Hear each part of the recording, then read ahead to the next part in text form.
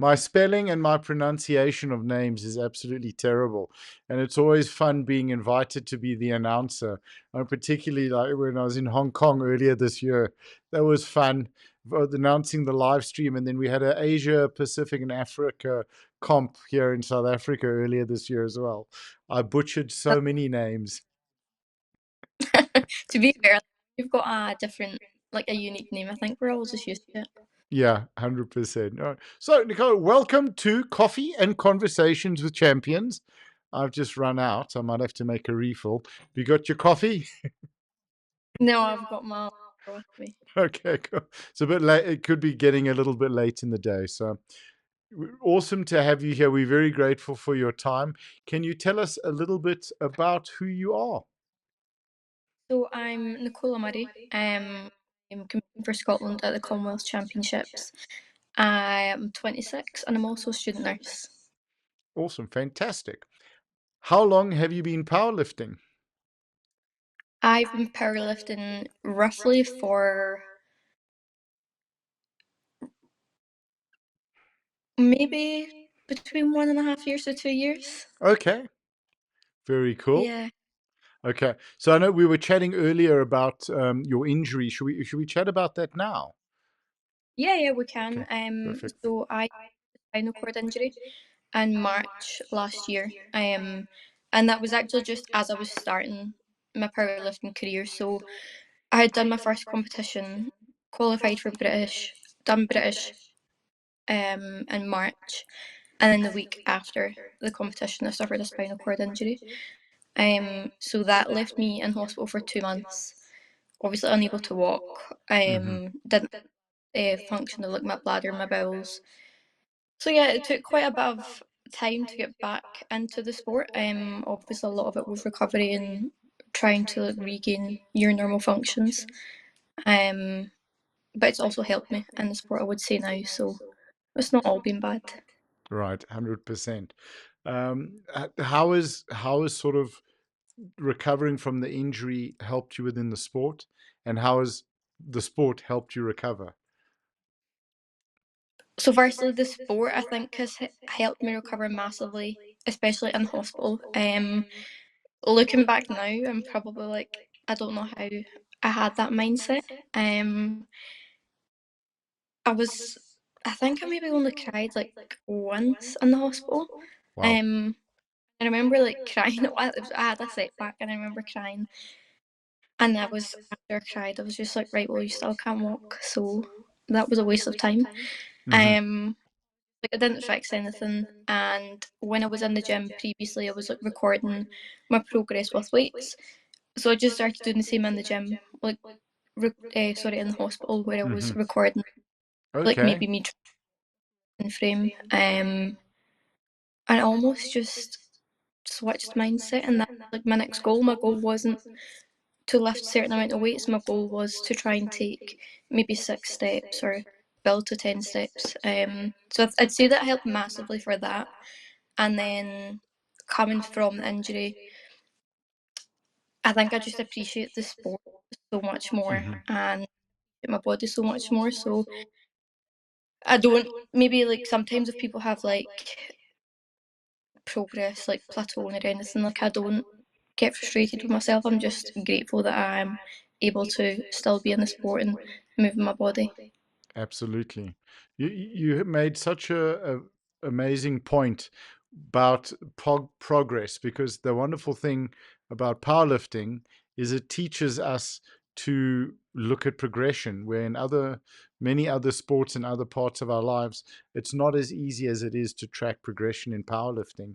And then if you can start to apply that to other areas of your life, particularly your recovery, I mean, that's absolutely wonderful, because that you don't sort of lose heart if you feel you're not making progress. Yeah, and it's like there was times where there was setbacks in the hospital, and instead of me, like that was one of the times I was upset, and after, as I say, like I realised, well, crying didn't fix anything, but I also wouldn't be in the gym crying if I wasn't making the progress. So yeah, it definitely helped. I think it would have been quite a bit harder if I didn't have the mindset that I got from powerlifting. Right. Absolutely brilliant. So, how did you find the sport? What got you into powerlifting? I actually stumbled into it by accident. I initially started with a PT in a gym just to try and build weight. Hmm. I've always put on weight, so I thought I'll go to the gym, try and build some muscle. Um, and we were just doing like your teaching like your compound movements and progressing, and it was the coach realised, she was like, hold on, like your progression's actually not slowing down.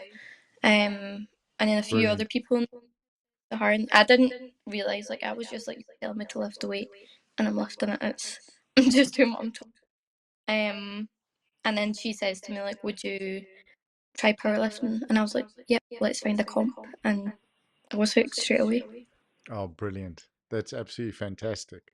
So, what does the sport mean to you? Probably a lot more now. Hmm. I think it's just it given me so much, like mindset wise, mental health, recovery wise. Like I probably for powerlifting, like I wouldn't be as far into my recovery as I am Hmm. now. Right. But Okay. so I feel like I kind of owe a lot to powerlifting as well. Hmm. It's all so much. It sort of makes you prioritize the stuff we should be prioritizing. Yeah, for sure. Yeah. Okay. With sort of your future in the sport, what are you looking to do? What are you wanting to achieve? So hopefully do well at Commonwealth Championships, Hmm. and then shortly after that is British Champs again, and Hmm. that was obviously before my injury. So they are quite close together, but I think it's just like me ticking another milestone by going back to competition. That's And then fantastic. of that off season to have a rest and build. Absolutely. Will there be eating involved in the off season? Well, I'm still trying to fill out my weight class, so I'm Yeah. eating all day, and that's a good thing. Oh, Like I will be into the right. comp, and hopefully this is going to be the heaviest weigh in. So yeah, I'll be eating the full time. Okay, good. That's a wonderful thing to hear. It's never as much fun when you're walking around 2 kilos over your competition weight and having to cut weight. So right now I'm at 43 kilos, and my Hmm. weight class 47. So you don't want to be that much under either. No. But injury put me down to like 35 kilos, so Mm, it's taking time. So I look forward to the day that I can cut. okay. Fair enough. I think everybody who's cutting should understand that. I think it's much easier to cut weight than it is to try and sort of eat your way up. So, what can we chat about sort of what you're expecting to do at Commonwealth, or do you want to sort of keep that under wraps for now? No, we can chat about some of it. Obviously, I hope to go 9 for 9, which is Hmm. the main goal. I should have taken the Scottish squat record at the last competition. Um, but I didn't quite manage. I just had like some technical issues, so Hmm. hopefully take that. Right. And I love a deadlift, so I guess we'll see what happens with deadlifts. Okay, fantastic. That's awesome. Is this the furthest you've traveled now for a competition? Yeah, the most I had travelled, I think the other one was Nottingham, so that was England, Okay. so that was a drive. Whereas this is obviously quite a distance. Yeah, absolutely. But you know, this the Sun City Resort is absolutely fantastic. There's a lot to do, and best of all, which I'm so excited about, is the last two internationals that we've had there were in the middle of winter. So the water park, the Valley of the Waves, was closed, and this year it's going to be open. So the hotel pools are great, the swimming bar, but the Valley of the Waves, it's proper tidal pool with a beach. They got some Oh, monster slides. It's an absolute blast. So that's what I'm very excited about. that's after I compete. Yeah, yeah, absolutely. After competing, Yeah. 100%. So, you want to tell us a little bit about your gym, where you train, who you train with? So I actually train out of two gyms. Hmm. I train in Commando X Fit. That's just like that's where I started my journey. probably your functional fitness gym, a lot of CrossFitters. So Hmm. I think I'm one of the only people in there. It's quite cool because then there's now people getting interested in powerlifting, and everyone's so supportive. And then I also train at Anvil, which is Paisley Barbell. That's the guys I started powerlifting with, and that's got like your people that are doing powerlifting. There's quite a few going to Commonwealth, so Fantastic. both. Yeah. So I think you have then we can do it on Messenger. You don't have to call them out here on the podcast. Some of your teammates and some of the guys from your gym. If you're, we can chat to them with pleasure as well. So if there's anyone you want us to bully, just let us know. Okay, cool. How do you find the powerlifting community? What is special about it for you? It is a community like no other. So as I say, I had just started my powerlifting journey when I got my injury. There Hmm. was so many, like, because I posted it on Instagram, I was quite open. Because as I say, I was viewing it as my progress. So there was so many powerlifters who were like watching the journey, would message, even if they didn't know me, they would message and just say that they were watching it and they were inspired. And then coming from that, like my first competition back, let's say like like the noise at every competition is crazy, but the noise in the room for my first competition back was, yeah, it was something I'll never forget. So it's a really supportive community. Absolutely, 100%. Why should someone get involved in the sport of powerlifting? So many reasons. Cool. Yeah, It helps you develop yourself as a person so much. sure. There's a lot of development in it. Hmm. Why is that? I mean, why was that sort of the first thing you touched on? Why is that so important? Because when you're in powerlifting and when you're like working on yourself and working on your lifts, I think I've seen firsthand how easy it is to transfer the skills and the mindset to other Hmm. aspects. You might have something that has nothing to do with powerlifting, but if you've been through challenges in the gym or you know you've pushed yourself through boundaries, like I think it's easy to actually be like, no, hold on, like there's no need to panic. Hmm. I can handle myself here. That's such an incredible point because, in life, sometimes we can get overwhelmed by what's going on, and then we suddenly get hit by something out of the blue, and it's don't panic. If you, and the number one place in the world not to panic is on the way down in your squat, right? It's not even the way. It's not the bottom, and it's not the way up. It's the way down. As soon as you start get that squat command, you're like, ah. Yeah. Yeah. I use that, like, don't panic and stuff, but still at competition, like, I still get really nervous. Um, and it's just trying to be like, right, not too nervous. You've done Yeah. it before. Absolutely. Absolutely. Such a great point. Is there anyone you'd like to give a shout out to, sort of your coaches or to talk about? Yeah, probably anyone who's actually supported me.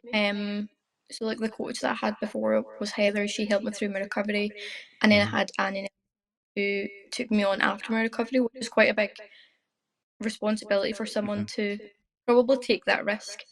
Um, and then the guys at Paisley Barbell Commando, the guys at Primal supported me. So I've actually got a lot of support around me. So I probably Brilliant. wouldn't be nice. Awesome. We've seen a huge growth in South Africa for ladies in powerlifting.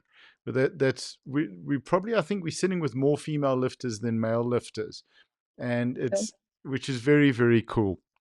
And I think also something, we on the African continent as well, we have the most, and we're working hard within Africa to grow the number of ladies that have access to the sport. And at each Africa Champs, it's wonderful to see more and more women getting involved in the sport. Why should women be getting involved in strength sports? I mean, I know it's a silly question to ask almost because you know the answer, but I'd love to hear your thoughts on that. I think it's times are changing. Like a lot of girls, maybe like older females and stuff, used to always Hmm. think girls shouldn't lift weights. It's going to make you bulky. Mm. Like even when I first heard of powerlifting, I was just like, oh, that must be like that strongman thing with all the big scary men. And it Yeah. wasn't like that. I just thought, oh, that must be what that is. But even over here, like I think the Scottish Championships that we just had, there was more females, and more when you're posting on Brilliant. social media.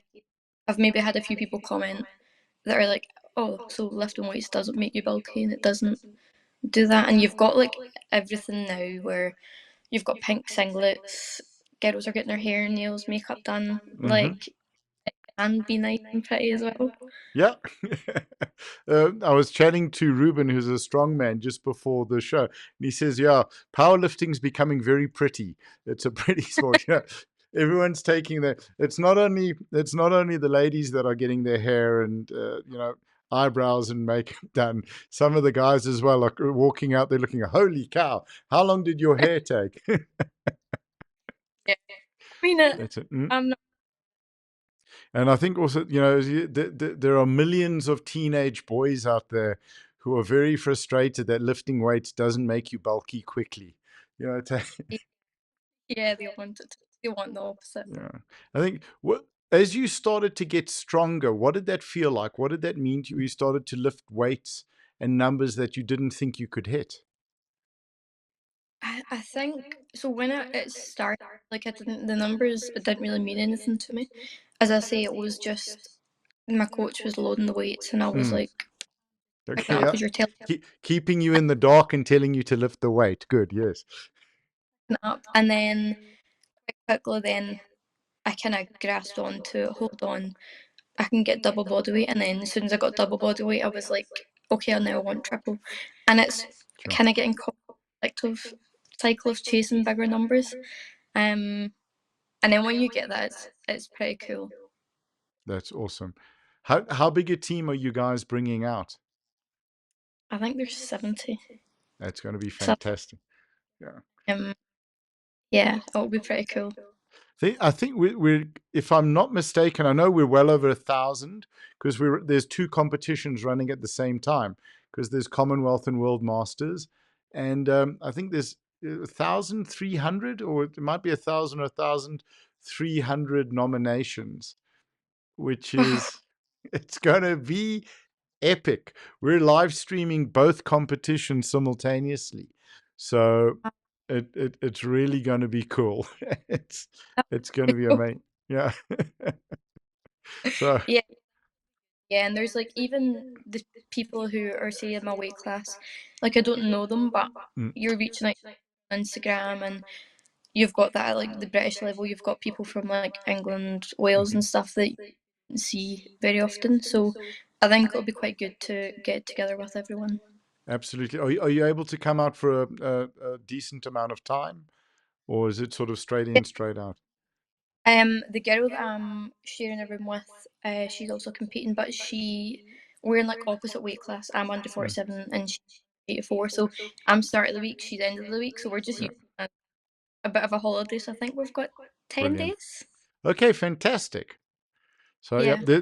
we're putting a series of videos together on our YouTube and Instagram on sort of what there's to do around Sun City and in Sun City itself, so you guys have an opportunity to see also around the rest of South Africa. It's an amazing place to come and visit and spend some time. The food's fantastic and the meat is really cheap, which is good. So But speaking to my dietitian, yeah. and she would like, and I was like, oh, I don't know yet. So that's good to know.